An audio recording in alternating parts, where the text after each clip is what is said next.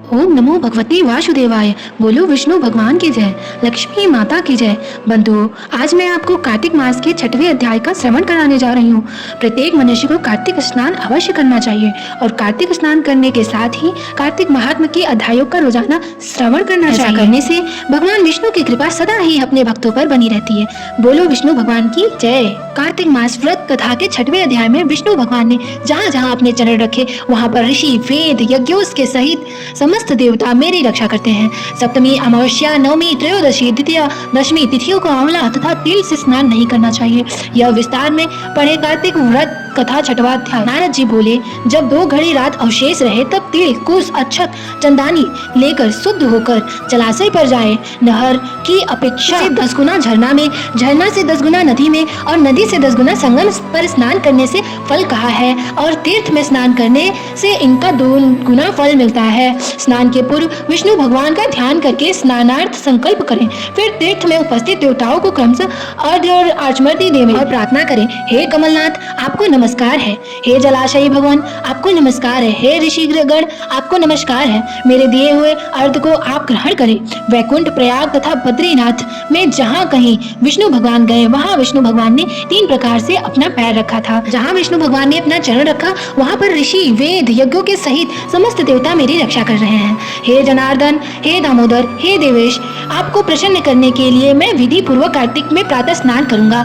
हे दामोदर, मैं आपका ध्यान और आपको प्रणाम करके इस जगह जल में स्नान करने के लिए जा रहा हूँ। आपकी कृपा से मेरे समस्त पाप नष्ट हो जावें। हे हरे कार्तिक मास में व्रत तथा विधि पूर्वक स्नान करने वाला मैं अंत्य देवता हूँ। आप राधिका के साथ ग्रहण करें। हे कृष्ण, हे प्रबल राक्षसों का नाश करने वाले भगवान, हे पापनाशक, इस कार्तिक मास में नित्य नैमित्य कर्मों के द्वारा दिए हुए मेरे इस अर्घ को आप स्वीकार करें। कार्तिक स्नान का व्रत करने वाला भागीरथी गंगा, विष्णु, शंकर तथा सूर्य का ध्यान करके जल में प्रवेश करें और नाभि पर्यंत जल में खड़ा होकर विधि पूर्वक स्नान करें। गृहस्थ तेल और आंवले का चूर्ण लगाकर विधिवत तथा यत्र तुलसी के मूल की मूर्तिका लगाकर स्नान करें। सप्तमी, अमावस्या, नवमी, त्रयोदशी, द्वितीय, दशमी तिथियों को आंवला तथा तिल से स्नान नहीं करना चाहिए।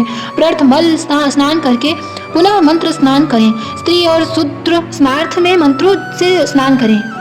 कार्तिक मास में पितृ तर्पण करते समय जितने भी तिल तर्पण में रहते हैं उतने वर्ष पर्यंत व्रती के पितृगण स्वर्ग में निवास करते हैं।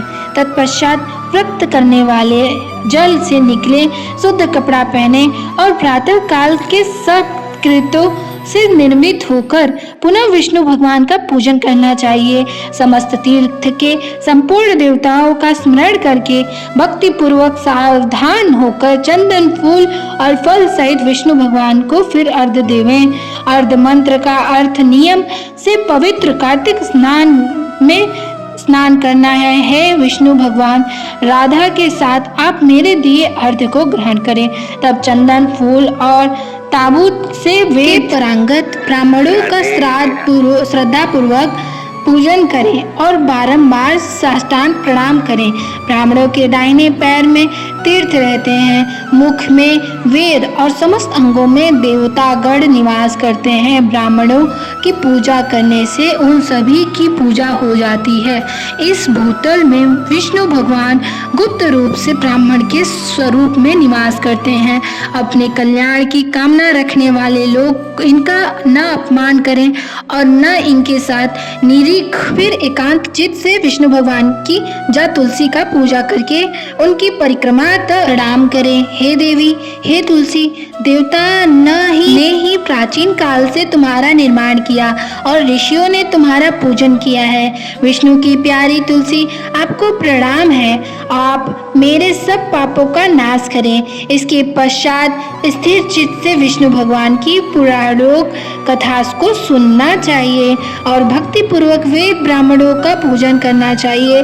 इस प्राकृत भक्ति पूर्वक को जो लोग पूरे विधि विधान से साकृत करता है उसे विष्णु लोक प्राप्त होता है। समस्त रोगों तथा पापों को नष्ट करने वाला, मनुष्य को श्रेष्ठ बुद्धि देने वाला, पुत्र धान्य का साधन, मुक्तिदायक कार्तिक के व्रत के अतिरिक्त कोई उत्तम व्रत इस संसार में नहीं है। अब कार्तिक मास की कथा का श्रवण करते हैं। बोलो विष्णु भगवान की जय।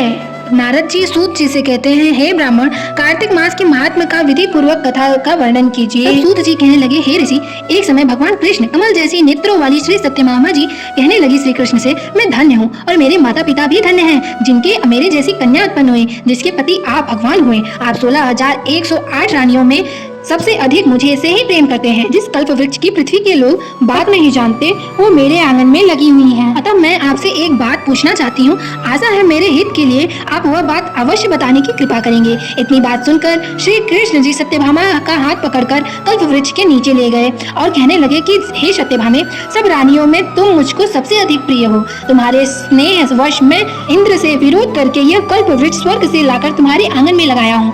अब तुम मुझसे यदि गुप्त से गुप्त बात पूछोगी तो वह भी मैं बतलाऊंगा। सत्यभामा कहने लगी कि हे स्वामी, पहले जन्म में मैंने ऐसा कौन सा पुण्य का काम किया था जिससे मैं आपकी अर्धांगिनी बनी और गरुड़ पर बैठकर आपके साथ इंद्रादि लोकों में भी जाती हूँ। पहले जन्म में कौन थी, किसकी कन्या थी, आप विस्तार पूर्वक कहिए। भगवान कृष्ण कहने लगे कि हे सत्यभामे, तुम विस्तार पूर्वक सुनो, मैं सब वृत्तांत कहता हूँ। पहले सतयुग के अंत में मायापुर में अत्रि कुल में वेद तथा शास्त्रों का जानने वाला देव शर्मा नाम का एक ब्राह्मण रहता था। वह सूर्य का भक्त था तथा रात दिन अतिथियों की सेवा करता था।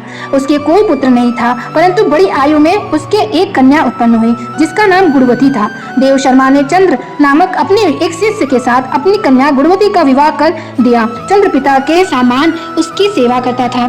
एक दिन देव शर्मा अपने दामाद के साथ लकड़ियां काटने के लिए हिमाचल के समीप गया। वन में इधर उधर फिरते हुए उन्होंने एक महाभयंकर राक्षस देखा। उसको देख वे दोनों भागने में असमर्थ हो गए और दोनों उसके हाथों में आए। परंतु उस क्षेत्र के प्रभाव और अपने कर्मों के कारण हमारे दूतों द्वारा विमान में बैठकर हमारे लोक को प्राप्त हो गए। उन दोनों का मरण सुनकर गुणवती बड़ा रुदन करने लगी, हे पिता, हे पति, तुम्हारे बिना मेरा निर्वाह कैसे होगा? मैं किस प्रकार जीवित रह सकूंगी? तुम मुझे छोड़कर कहाँ चले गए? मेरे अन्न तथा भोजन का प्रबंध कैसे होगा? मेरे लिए अब कोई ठिकाना न रहा। इस प्रकार विलाप करते हुए यह वृक्ष की तरह मूर्छा खाकर भूमि पर गिर गई। और जब कुछ चेतना आई तो उसने घर का सामान बेचकर उन दोनों की अंत्येष्ट क्रिया संपन्न की और मेरी भक्ति में सदा तत्पर रहने लगी। इस प्रकार कार्तिक मास आ गया और वह कार्तिक के व्रत करने लगी तथा एकादशी का व्रत भी करने लगी।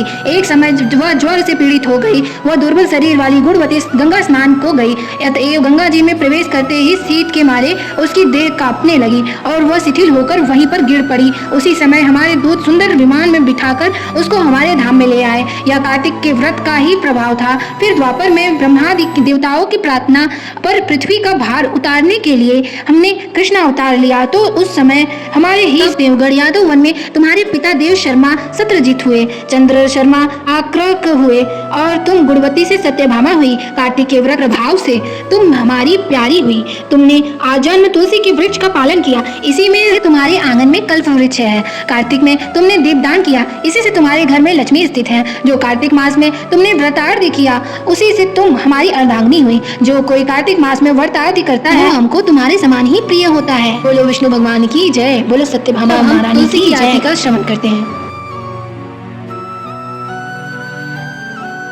तुलसी महारानी नमो नमो, हर की पटरानी नमो नमो। तुलसी महारानी नमो नमो, हर की पटरानी नमो नमो।